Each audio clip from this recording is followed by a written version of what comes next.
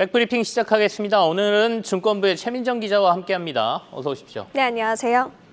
앞서 오늘 반도체주가 좀 주춤거린다라고 제가 말씀을 드렸고 그간 시장에서 조금은 소외됐던 곳들이 움직인다.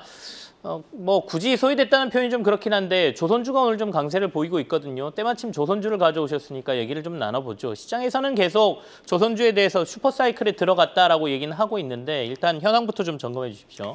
네, 맞습니다. 신조선가의 지속적인 상승 또 강달러 기조가 이어지고 있는 상황 속 미중 갈등의 반사 이익에 더해 수주 소식도 늘어나고 있어 조선주에 대한 관심이 그 어느 때보다도 뜨거운 상황입니다. 특히 1분기 어닝 서프라이즈에 더해 2분기도 호실적을 달성할 전망입니다. 네. 주가도 격포제를 좀 반영하는 분위기입니다. 연초 대비 주가 상승률을 좀 살펴봤는데요. 네. 하나오션과 HD 한국조선해양의 경우에는 30% 가까운 오름세를 보여주고 있고요. 삼성중공업 역시 최근에는 부진했지만 연초 대비 수익률을 좀 보니까 15%대의 상승률을 보이고 있는 상황입니다. 특히 외국인이 HD 한국조선해양을 지난 3일부터 14거래일 연속으로 계속해서 연일 순매수에 나서고 있기도 합니다. 신규 건조 선박 가격이 나타내는 지표인 이 신조선가 지수가 지속적으로 오르고 또 높은 수준을 유지하고 있는데요. 이는 2008년 기록했던 최고 수준에 근접한 수치입니다. 꾸준히 수주가 이어진다는 점에서 조선업이 슈퍼사이클에 접어들었다라는 평가를 받고 있는 거죠. 더불어 조선업의 경우 수출주의 특성상 달러 강세에 따른 환차익까지 좀 반영을 할 수 있는데요. 네. 이야기 나온 대로 오늘 원달러 환율이 1,390원을 기록하면서 실적 개선 기대감이 더욱더 커지고 있는 상황입니다. 자, 한 6개월 동안 25% 정도 올랐다 그러면 그래도 준수한 수익률인데 워낙 요즘 오르는 종목들이 강하게 오르다 보니까 또 그것과 비교하면 아직 오르지도 않았다 이렇게 볼 수도 있는데요. 증권가에서는 그렇다면 최선호주는 어떤 걸로 꼽고 있어요? 네, 최선호주로는 아까 이야기 드린 대로 외국인의 러브콜을 좀 지속적으로 받고 있는 HD 한국조선해양이 꼽힙니다. 4년 연속 수주 목표 조기 달성에 나설 것으로 예상되며 SK증권에서 최선호주로 꼽았는데요. 글로벌 3위 해운사인 프랑스 CMA CGM과 18척 규모의 컨테이너선을 공급하는 건조 의향서를 맺은 것으로 또 알려졌습니다. 보시는 것처럼 맺었고요. 이제 최소 34억 달러, 하나로 4조 7천억 원 규모에 달할 것으로 좀 전망이 되는 상황입니다. 증권가에서는 HD 한국조선해양의 2분기 예상 매출액과 영업이익을 각각 6조 1천억 원, 2,306억 원으로 내다보고 있습니다. 이는 전년 동기와 비교해 영업이익 223% 넘게 늘어날 것으로 추정하고 있습니다.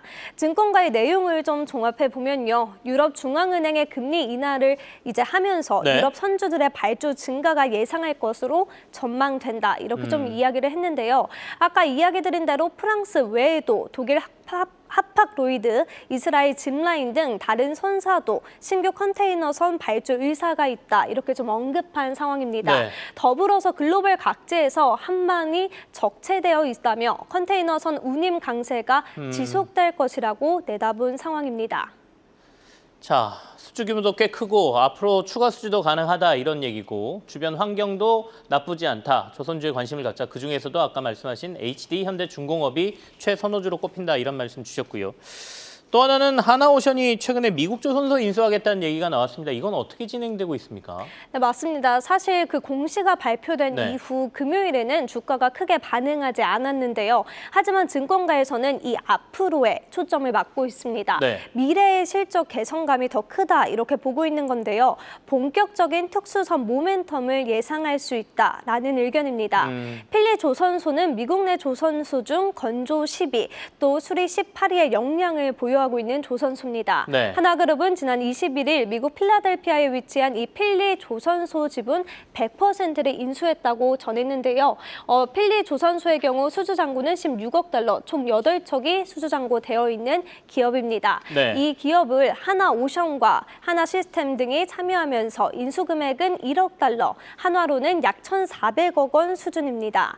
국내에서 미국의 조선소를 인수한 거는 첫 사례인데요. 이 처음이라는 것에 데 의미가 있다라는 해석입니다. 다만 필리조선소가 2018년부터 6년간 적자를 지속하고 있어 비용적 부담으로 인해 주가가 최근에 좀 부진했던 것으로 풀이됩니다. 증권가에서는 향후 미국의 방산 시장 진출을 위한 발판을 마련했다는 측면에서는 긍정적으로 평가를 하고 있는 상황입니다. 올해 11월 주식 취득 완료 예정으로 미국 본토 함정 MRO 물량뿐 아니라 네네. 상선 수주까지 가능하다고 증권가는 점치고 있습니다. 필리조선소 지분 인수 후에 3천억 원 가량의 출자금이 남아 추가적인 M&A 인수합병도 가능하다고 내다보고 있습니다. 지난번에 저희가 MRO 미국 이제 군수산업 MRO 관련해서 얘기를 좀 나눈 적이 있었는데 거기서 지금 문제가 되고 있는 게 군사 정보나 이런 것들이 국내에 와서 이제 수리를 했을 경우에 문제가 좀 될 수 있다 이거였거든요. 그러니까 한화오션이 아마도 미국에 있는 조선소를 인수를 해서 거기서 그 문제를 해결하려고 한다 이렇게 해석할 수도 있겠습니다. 아마도 미국 MRO 사업이나 이런 데에 있어서 좀 탄력을 받지 않을까라는 예상까지 좀 해보게 되네요. 조선주에 대한 거 한번 살펴봤고요. 이번에는 신규 오늘 상장한 주식 한번 보겠습니다. 한중 NCS라는 회사가 오늘 코넥스에서 코스닥으로 이전 상장을 했습니다. 지금 현재 상황 좀 말씀해 주시죠. 네, 상장 첫날 한중 NCS는 40%대 상승세에 그쳐 있습니다. 지금은 조금 더 빠진 모습인데요. 이전 상장을 한 전날 코넥스 시장에서는 5만 5천 원에 거래된 것에 비하면 이 30% 가까이 오히려 주가가 더 빠져있는 성적을 내고 있는 겁니다. 네. 오히려 코넥스 시장에 있을 때보다 코스닥 시장에서 주가 하락세가 더 이어지고 있는 거죠.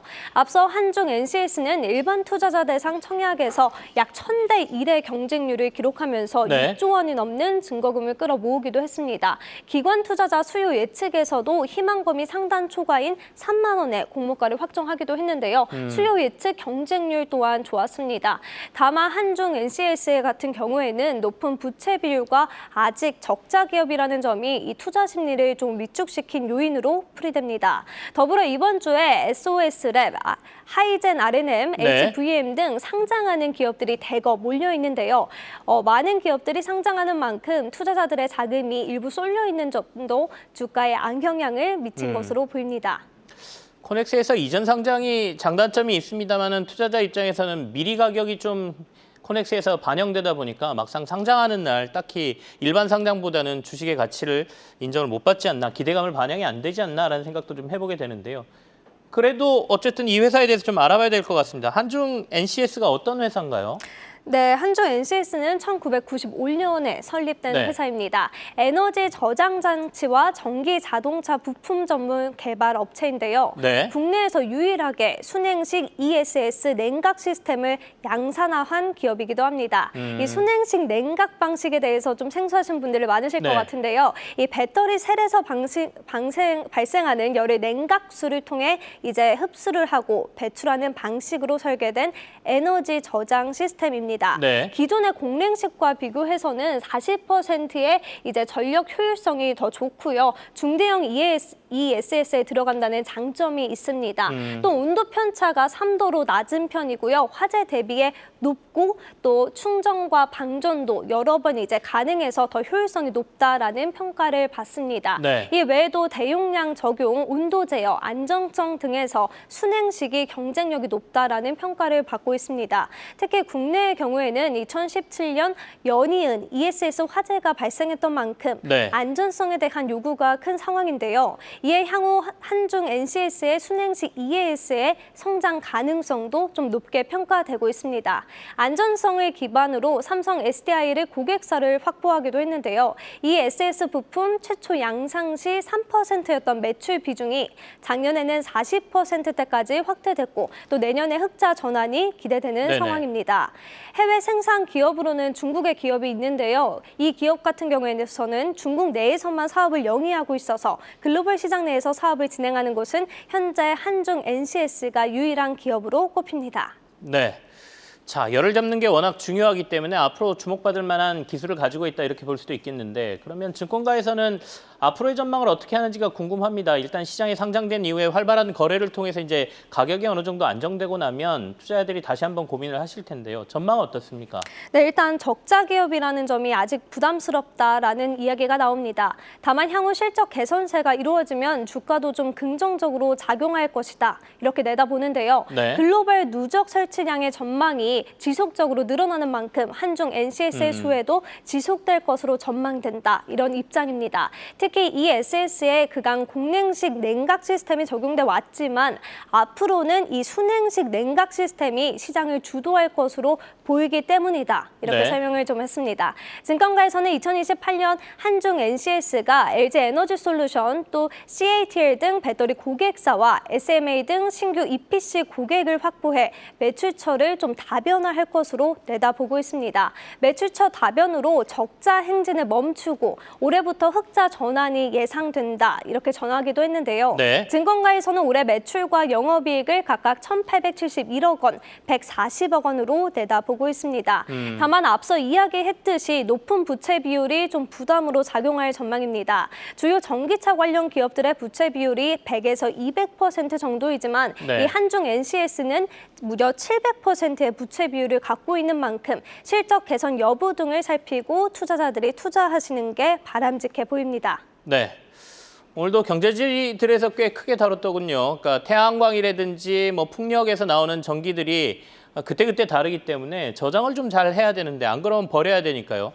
이 저장 장치에 대한 관심들이 앞으로 좀 늘 테고 그러면 거기에 관련된 열을 잡을 수 있는 이 한중 NCS에 대한 관심도 좀 늘 거다. 뭐 또 이렇게 볼 수도 있겠습니다. 지금까지 증권부의 최민정 기자와 함께했습니다. 고맙습니다. 네, 감사합니다.